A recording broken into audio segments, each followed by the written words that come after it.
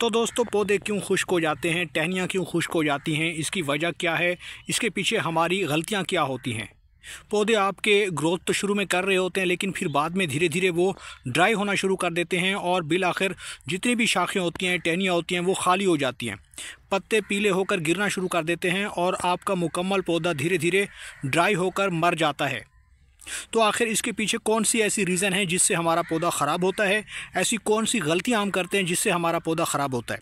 और अगर आपके गार्डन में कोई ऐसा पौधा जो गमले में लगा हुआ है वो खुश्क हो गया है, अचानक उसकी ग्रोथ रुक गई है, तो उसको हमने दोबारा रिवाइव कैसे करना है, आज की इस वीडियो के अंदर मैं आपको मुकम्मल इन्फॉर्मेशन दूंगा। इसके लिए वीडियो को आपने एंड तक देखना है। और अगर आप चैनल पे नए हैं और आपने अभी तक चैनल को सब्सक्राइब नहीं किया तो जल्दी से भाई के चैनल को लाइक कर दें, सब्सक्राइब कर दें और बेल आइकन के बटन को भी प्रेस कर दें, ताकि गार्डनिंग से जुड़ी जो भी वीडियो अपलोड हो तो उसका नोटिफिकेशन आप तक पहुँच सके। तो चलिए दोस्तों, वीडियो को शुरू करते हैं। तो आज की वीडियो में आपके साथ एक ऐसा तरीका शेयर करने वाला हूं, एक ऐसा ऑर्गेनिक तरीका जिससे आपके पौधों के ऊपर न सिर्फ नई ग्रोथ शुरू हो जाएगी बल्कि वो मुकम्मल तौर पे सेहतमंद हो जाएंगे।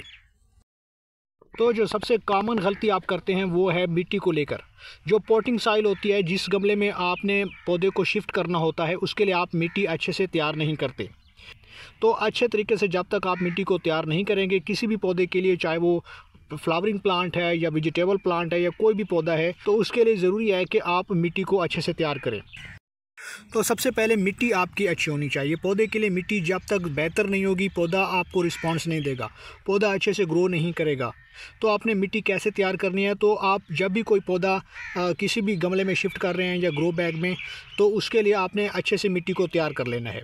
अब मिट्टी कैसे तैयार करनी है, तो उसके लिए आपने 50% भल मिट्टी लेनी है, यानी दरियाई जो रिवर सैंड होती है उसके अंदर वो लेनी है।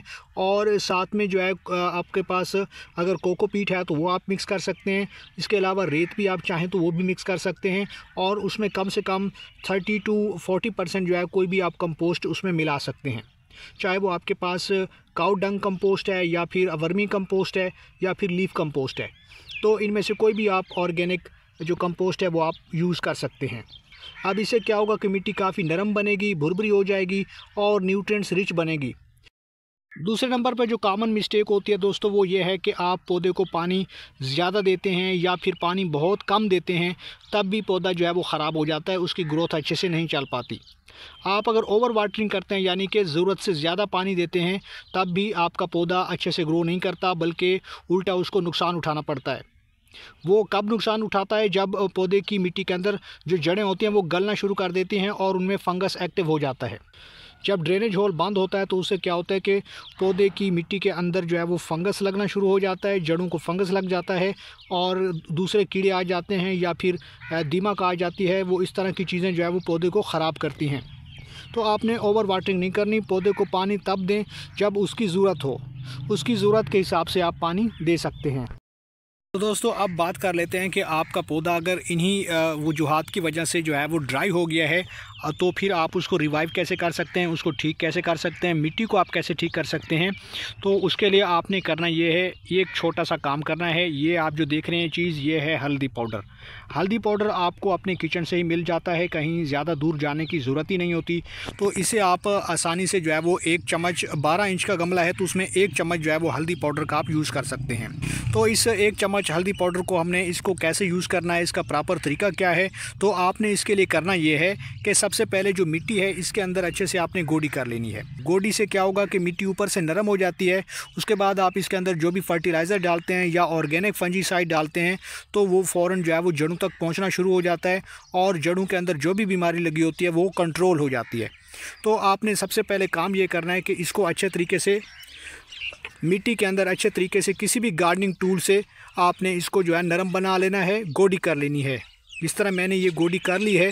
तो अब आपने करना ये है, मेन स्टेम के पास में जो मिट्टी है उसको थोड़ा सा आपने पीछे कर लेना है, हटा लेना है, यहाँ से थोड़ा सा खाली कर देना है स्पेस को।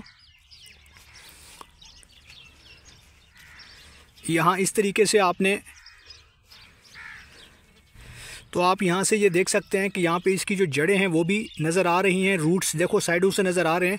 तो अब यहाँ पे इस तरीके से आपने मिट्टी को जब साइड पे कर लेना है तो उसके बाद बहुत ही सिंपल तरीके से आपने ये 1 चम्मच हल्दी पाउडर का जो स्प्रिंकल है वो आपने कर देना है। तो कुछ इस तरीके से मेन स्टेम के पास में ही इसके चारों तरफ जो है वो थोड़ा थोड़ा सा स्प्रिंकल करते जाएं, ताकि इसका जो असर है वो इस मिट्टी के अंदर चला जाए।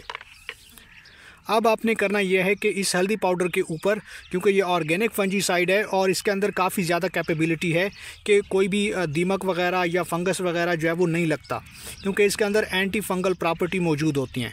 तो आपने इस तरीके से 1 चम्मच के बराबर, अगर आपके पास 12 इंच का गमला है तो 1 चम्मच के बराबर ये हल्दी पाउडर यूज़ कर सकते हैं। तो इसके बाद आपने करना यह है कि जो आपने हटाई हुई मिट्टी है इसको दोबारा रिफ़िल कर दें और उसको अपनी असल पोजीशन पे वापस ले आएं। कुछ इस तरीके से आपने दोबारा से इसको रिफ़िल कर देना है।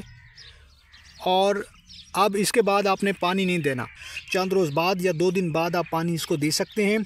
इस तरीके से ये आपका पौधा जो है वो हेल्दी रहेगा और इसके अंदर जो फंगस लगा हुआ है या दीमक या कोई कीड़ा मकोड़ा है तो वो फ़ौरन वहीं पे ही एलिमिनेट हो जाएगा और फर्दर उसकी जो ग्रोथ है वो ख़त्म हो जाएगी। तो इस तरीके से आपके पौधे के ऊपर नई ग्रोथ जो है वो जल्द से जल्द शुरू हो जाएगी, पौधे की जड़ें मज़ीद बीमारी से बच जाएंगी। तो ये थी छोटी सी वीडियो, उम्मीद है आपको पसंद आई होगी। वीडियो पसंद आई है तो वीडियो को लाइक कर दें और भाई के चैनल को सब्सक्राइब कर दें।